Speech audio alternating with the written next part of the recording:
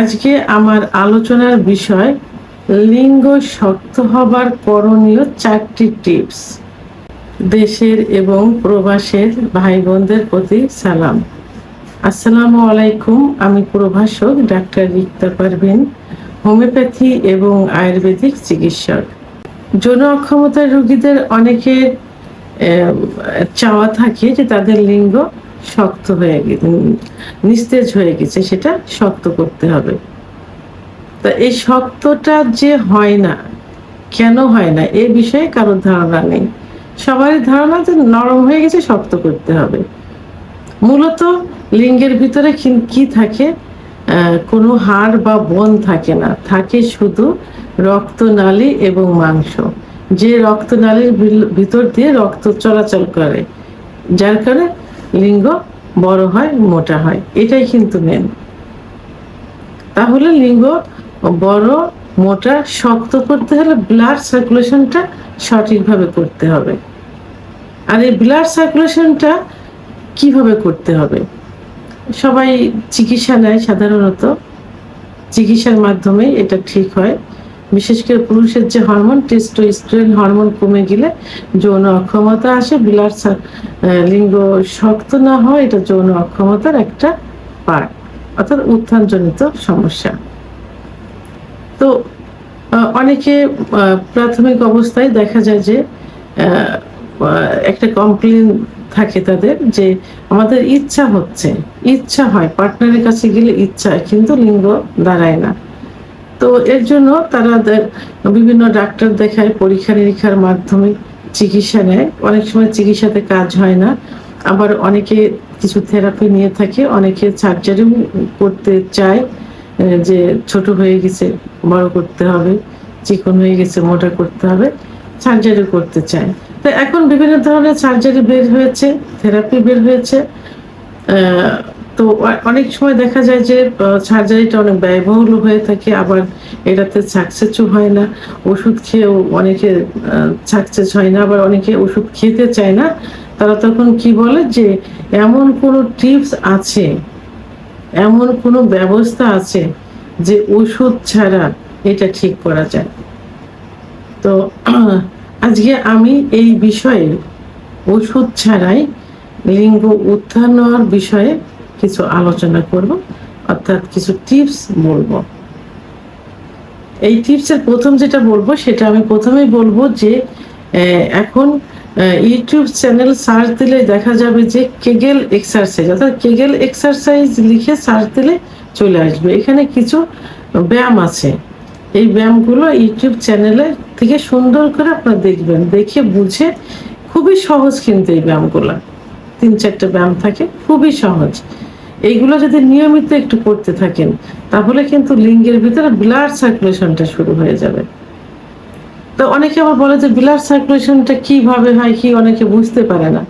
আসলে যখন যৌন উত্তেজনা আসে, যৌন উত্তেজনা সাধারণত ব্রেনের থেকে আসে, নার্ভের থেকে আসে।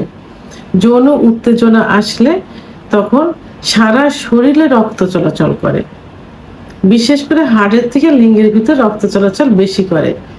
তখন লিঙ্গ লোহার মতো শক্ত হয়ে যায় বা শক্ত হয়।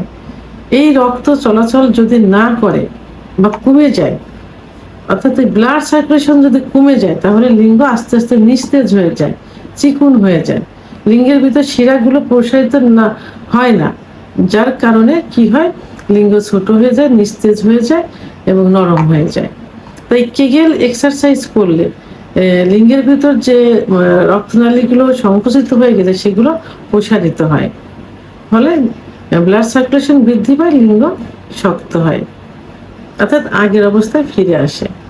দ্বিতীয় নাম্বার যেটা বলবো, সেটা হলো এই ব্যায়ামটা খুবই সহজ একটা ব্যায়াম, অর্থাৎ এটা একটা থেরাপির মতো, ব্যায়াম থেরাপির মতো। এটা হলো নাক দিয়ে নিঃশ্বাস টানতে হবে, নাক দিয়ে বসতে হবে এভাবে, নামাজে যেভাবে যায় নামাজে বসে ওভাবে বসলে হবে।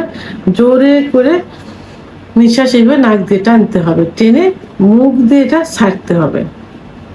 নাক দিয়ে টেনে একটু বন্ধ করে রেখে মুখ দিয়ে এটা ছাড়তে হবে। তাতে কি হবে, যে ব্লাড সার্কুলেশনটা বৃদ্ধি পেয়ে যায়। বিশেষ করে এইটা করলে রক্তের ভিতরে কি থাকে, রক্তের ভিতরে নাইট্রিক অক্সাইড থাকে। এই নাইট্রিক অক্সাইডটা এই এক্সারসাইজের কারণে বৃদ্ধি পেয়ে যায়। আর এই নাইট্রিক অক্সাইডটা অতিরিক্ত বৃদ্ধি হওয়ার কারণে লিঙ্গের ভিতরে যে শিরাগুলো থাকে, এই শিরাগুলো প্রসারিত করতে সাহায্য করে এই নাইট্রিক অক্সাইড। তাহলে এই এক্সারসাইজটা দিনে রাত্রে, অর্থাৎ যখনই নামাজে বসতে পারেন, আর যারা অন্য ধর্মের আছেন নামাজ পড়বেন না, তারা দিনে 3-4 বার এইভাবে এক্সারসাইজটা করতে পারেন। একবারে 10-15 বারও করতে পারেন। নাক দিয়ে টানতে হবে, মুখ দিয়ে ছাড়তে হবে। এটা খুব সহজ একটা থেরাপি।